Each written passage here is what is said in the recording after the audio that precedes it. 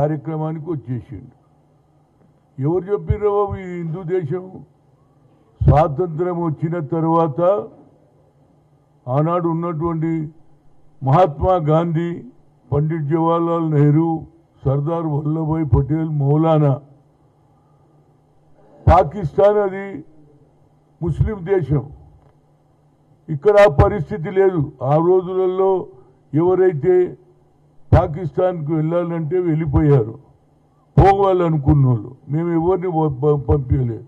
కానీ ముస్లింస్ ఇదే మా భారతదేశం, ఈడనే ఉండాలి, ఈడనే బతకాలి, ఈడనే సావాలని ఆలోచన చేస్తే ఎంతసేపటికి వీళ్లకు ఏది ఓట్ల రాజకీయం తప్పితే భారతదేశాన్ని ఏ విధంగా హిందూ దేశం చేయాలనేది వీరి ఆలోచన. ఎవరో వెస్ట్ బెంగాల్లో బాబరీ మస్జిద్కు ఫౌండేషన్ వేశారంటే దానికి నువ్వు ఏదైనా మాట్లాడు, కానీ వాళ్ళు పెడుతున్నారు కాబట్టి నేను భారతదేశం. అసలు ఈ భారతదేశం డివైడ్ అయినప్పుడు ఇది సెక్యులర్ దేశంగా మహాత్మా గాంధీ అతి గొప్ప నాయకుడు, జాతి పిత, ఎంతో ప్రయత్నం చేశాడు ఈ భారతదేశం యునైటెడ్గా ఉండాలని. కానీ కొందరు మేము ముస్లింల దేశం చేసుకుంటా అంటే పంపించేశారు. ఇక్కడ హిందూ దేశం ఎందుకురా బాబు? ఈడ హిందువులు ఉన్నారు, ముస్లింలు ఉన్నారు, క్రిస్టియన్లు ఉన్నారు, పార్సీ వాళ్ళు, అన్ని మతాల వారు ఉన్నారు. ఇక్కడ హిందూ దేశం ఎట్లయితే చెప్పండి? అంటే రాముడు అంటారు. ఎన్ని రోజులు ఈ కార్యక్రమం? ఇక ఆయననేమో నరేంద్ర మోడీ బేటీ బచావ్ బేటీ బడావ్, బేటీ బచావ్ బేటీ బడావ్, ఈ రెండు స్లోగన్లు బాగున్నాయి. ఇక ఇప్పుడు ఒకటే కార్యక్రమం. నిన్న ఎవరు chief election commission national Gyaneshwar గారు ఏమంటున్నారంటే ఇక్కడ కూడా సార్ ఎస్ఐఆర్ సార్ అంటే ఉన్న వాళ్ళను కూడా బయటికి పంపించాలని. ఏది గతంలోనేమో ఓట్ చోరీ, ఇప్పుడేమో ఉన్న వాళ్ళను కూడా ఏది వాళ్ళ ఎవరు ఎక్కడ పుట్టినావు, ఎక్కడికి వెళ్ళి వచ్చినావు, ఇవన్నీ ఇన్వెస్టిగేషన్ చేసి వచ్చే ఎన్నికల లోపల ఎట్లా పబ్బం కట్టాలని ఆలోచన చేస్తున్నాడు. దీనికి నేనేమంటున్నా అంటే ఆఖరుకు మహాత్మా గాంధీ ఏం తప్పు చేసిండ్రా బాబు? గాంధీ అనే పేరు ఉండడం మీకు ఇష్టం లేదా? ఒక పక్క పండిట్ జవహర్లాల్ నెహ్రూ దేశానికి కోట్ల రూపాయలు ఖర్చు చేసి జైళ్లకు వెళ్ళి మహాత్మా గాంధీ అడుగుజాడల్లో నడిచి దేశ స్వాతంత్రం తెచ్చాడు. సో ఇవాళ మీరు ఏమంటున్నారు? ఏది భారతదేశం హిందూ దేశం చేయాలనే ఆలోచన ఉంది. సబ్కా వికాస్ సబ్కా సాత్ అంటారు. నిజంగానే మహాత్మా గాంధీ దేశానికి స్వాతంత్రం లేకపోతే ఎక్కడుండే హిందూ దేశం? ఎక్కడుంటుండే? ఆనాడు ఒక కట్టె లేకుండా, ఒక తుపాకీ లేకుండా స్వాతంత్రం తెచ్చిన మహానాయకుడు. అహింస ద్వారా ఈ దేశాన్ని స్వాతంత్రం తెస్తే ఆయనకు అవమానం చేస్తారు. పండిట్ జవహర్లాల్ నెహ్రూ మొట్టమొదటి ప్రధానమంత్రి. ఈ దేశంలో సూది తయారు చేయనటువంటి భారతదేశాన్ని పంచవర్ష ప్రణాళిక ద్వారా డాక్టర్ రంగంలో డ్యామ్ కానీ, నాగార్జున సాగర్ కానీ, శ్రీరామ్ సాగర్ కట్టించింది ఎవరు? ఏది మనం భోజనాలు ఉండాలి ప్రతి పేదవారికి కానీ ఆలోచన చేస్తే, అదేవిధంగా మా సోనియా గాంధీ గారు అనంతపూర్ వచ్చి ఆ రోజులలో ఎంతోమంది ఆకలి సాగులు చేస్తున్నారు. ఈ ప్రాంతం అంతా అడవిగా అవుతున్నది, ఎంతోమంది చనిపోతే ఆ అమ్మ ఆలోచన చేసి యూపీఏ ప్రభుత్వంలో ఎక్స్పర్ట్స్ను పిలిచి ఏది మహాత్మా గాంధీ రోజ్గార్ యోజన పెడితే దాన్ని కూడా పక్కకు పెట్టడం ఎంతవరకు అండి? ఆఖరు మీరేనా? ఇంకొకటి మిగిలిందయా నాకు అనిపిస్తుంది. 500 నోట్లల్లో 100 నోట్లల్లో మహాత్మా గాంధీ బొమ్మ ఉన్నది. దాన్ని వీర్ సవార్కర్ బొమ్మ పెడతాడా లేకుంటే ఈయనదే బొమ్మ పెట్టుకుంటాడా నాకు అర్థమైతే లేదు.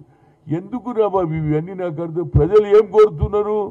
ఈ దేశంలో బడుగు బలైన వర్గాల గురించి న్యాయం చేయమని అడుగుతుంటే అది వదిలేసి ఎంతసేపటికి ఎట్లా గెలవాలి, 3 సార్లు అయింది, 4వ ఎట్లా గెలవాలి, ఉన్న మందిని తగ్గించాలని. ట్రంప్ అదే పని చేస్తున్నాడు, నువ్వు అదే పని చేస్తున్నావు. ఆయన వీసాలు లేకుండా అందరిని ఎలగొడుతుండు, నువ్వేమో సార్ అని పెట్టేసి వీళ్ళని కూడా ఎలగొట్టాలని చూస్తున్నావు. ఏంది ఇది నాకు అర్థం కాదు.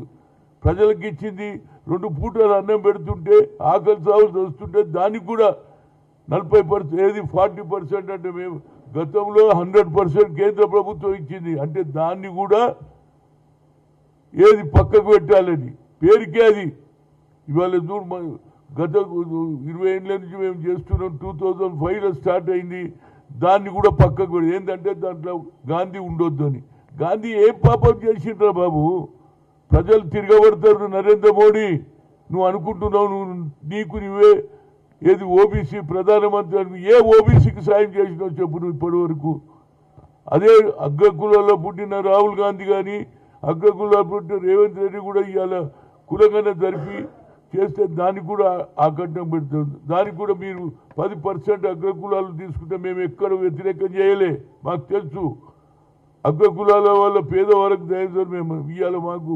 42% దాన్ని ఆపుతారు ఇప్పుడు ఒక కొత్త కార్యక్రమం హిందూ హిందూ హిందూ ఎన్ని రోజులు హిందూ దేశం మీరు కేవలం ఆర్ఎస్ఎస్ఏ ఒకటి గతంలో చెప్పిండు ఎవరు నరేంద్ర మోడీ హిందుస్థాన్ కా రిమోట్ కంట్రోల్ సోనియా గాంధీ ఇవాళ మీ రిమోట్ కంట్రోల్ ఏడుందిరా బాబు మోహన్ భగత్ దగ్గర ఉన్నది అరే ఎన్ని రోజుల తర్వాత మీరు ఆర్ఎస్ఎస్ ఆఫీసుల 25 ఏళ్ళు స్వాతంత్రం వచ్చిన తర్వాత 25 ఏళ్ళ తర్వాత జెండా ఎక్కించిండ్రు మీరు ఆ దేశభక్తులు మీరు దేశానికి ఏ సేవ చేసిండ్రో చెప్పండి ఎవరు పోరాడిండ్రో చెప్పండి ఒక్కటి లేడు ఇప్పుడు అందరిది చెయ్యాలి ఏది వాజ్పేయి గారి విగ్రహాలు పెడుతున్నాం మేమేమన్నా అంటున్నామో చెప్పండి వాజ్పేయి కూడా మేమందరికీ ఏదైతే గతంలో సర్వీస్ చేసిన వాళ్ళకి రెస్పెక్ట్ ఇస్తాం ఈయన ఎంతసేపటికి తనదే బొమ్మ ఉండాలి ఈ దేశం హిందూ దేశం కావాలి ఎప్పుడు కూడా కాదు కాదు కాదు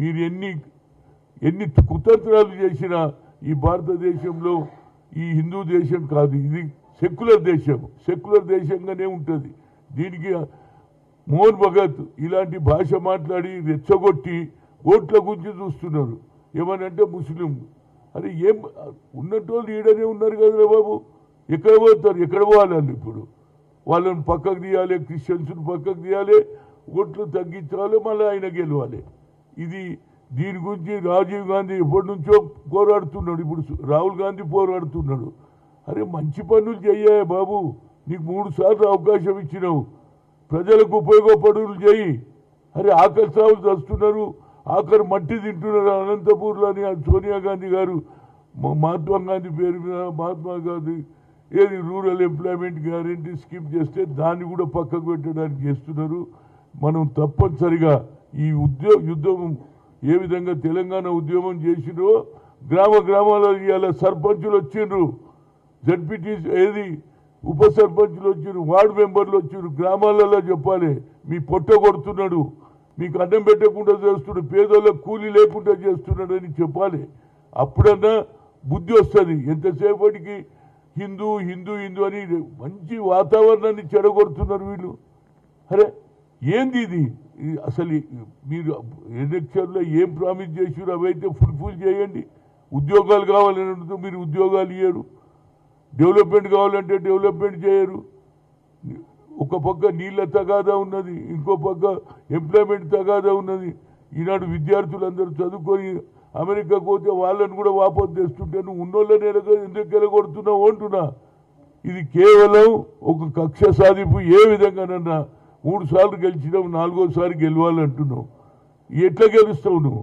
ప్రజలకు కూడా అర్థమవుతున్నది ఇది గ్రామాలలో ఏదైతే మొన్న జరిగినటువంటి సికింద్రాబాద్లో మహాత్మా గాంధీ స్టాచ్యూ ముందు ఏదైతే పిసిసి ప్రెసిడెంట్ అందరూ మంత్రులు ఉందో అదేవిధంగా గ్రామాలలో ఇవాళ సర్పంచులు వచ్చిండ్రు మీపై పెద్ద బాధ్యత ఉన్నది గ్రామాలలో పరిచయం చేయాలని నేను నిన్న కరీంనగర్ పోతే అక్కడ ప్రజలు సర్పంచులు అంటున్నారు సార్ మేము గ్రామాలలో చెప్తాం ప్రజలకు ఈయన కావాలని పొట్ట కొట్టడానికి వచ్చిండా సబ్కా వికాస్ సబ్కా సాత్ అంటాం కనుక ఎట్టి పరిస్థితుల్లో దీన్ని గ్రామాలలో సర్పంచులు తీసుకుపోవాలి దీనికి మనం వ్యతిరేకం చేసేస్తేనే అప్పుడే ప్రభుత్వం ఆలోచన చేసి మళ్ళీ రిటర్న్ ఈ బిల్లు వాపసు వచ్చేవారికి ఎవరి దానికి పెట్టినా బిల్లు ఎంపీలకు తెలియదు సడన్గా పెట్టేసేసినావు నీకు ఏది అవసరం ఉంటే అది చేసేస్తావా ఎవరినన్నా డిస్కస్ చేసినావా దీనివల్ల లాభం ఎంతోనో నష్టమెంతో ఆలోచన చేసిన బిల్ పెట్టేసేస్తా. ఎందుకంటే నీకు